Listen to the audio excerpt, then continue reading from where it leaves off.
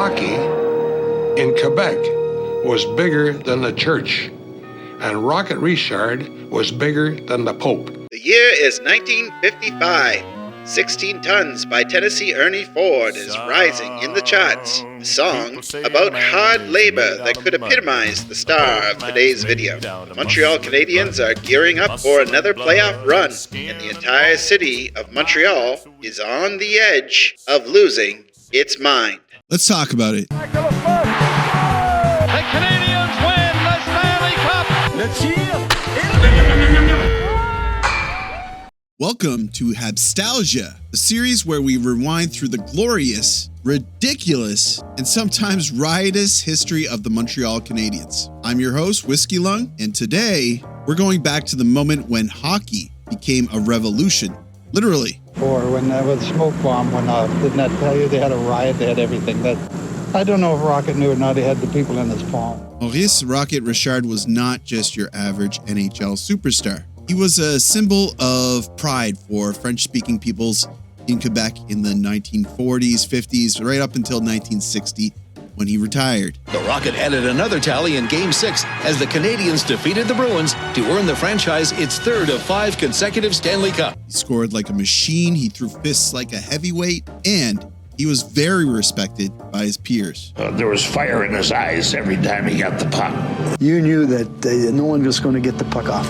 When he come over the blue line, he was going to get a shot on net, whether it was on his knees, on his backside, or on his elbows. Quebec, you can imagine, Maurice was the name that we heard. Rocket's game wasn't just all about goals. It was about passion, fire, fury. It was personal for him. He took pride in his game. And in March 1955, all that fire, all that passion, all that fury, it built up and it blew the roof off. Here he comes.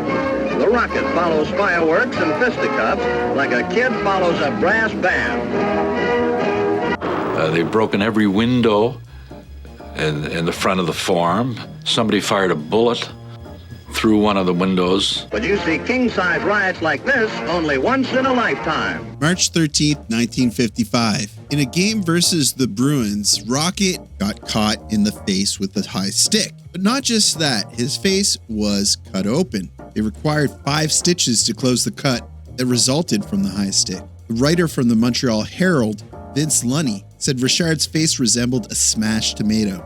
Naturally, he responded the way that Rocket knew best. First, by absolutely decking the guy, and then second, allegedly beating the tar out of a linesman. I think it's pretty well documented he knocked the guy unconscious. NHL President Clarence Campbell threw the book at Richard, suspending him for the rest of the season and the playoffs. Now, this wasn't just about hockey. To a lot of Quebecois, this looked like an English authority figure punishing their French-Canadian hero. And of course, the next game after the suspension was on St. Patrick's Day in Montreal. So this is how I understand things went down from here. Campbell decides to attend the next Habs hockey game. Pretty bold move. Well, I guess people threw eggs at him. They threw vegetables. They slapped him. Someone even made a homemade tear gas bomb. Is that just something they teach you in school in Quebec in the 1950s? Bonjour, classe.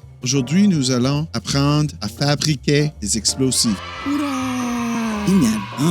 So they had to evacuate the building. Riots spilled out into the streets. Over 60 arrests, over $100,000 in damage. And that's $100,000 in 1955.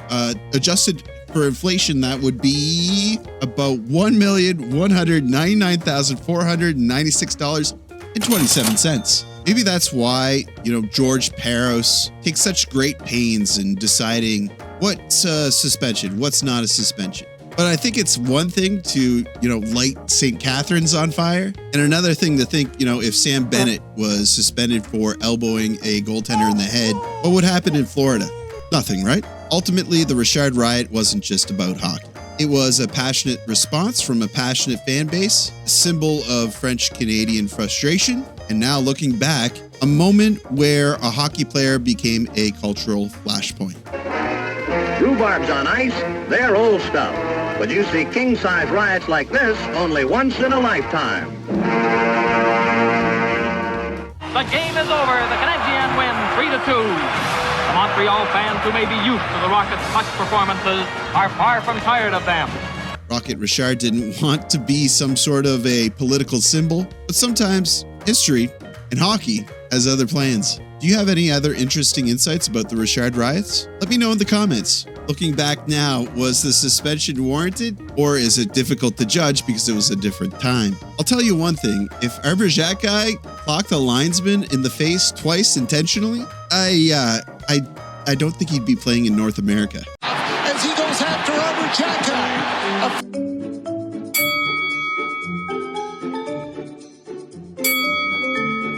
This is not me. I'm fighting for my life. As he goes after our Bergerac guy.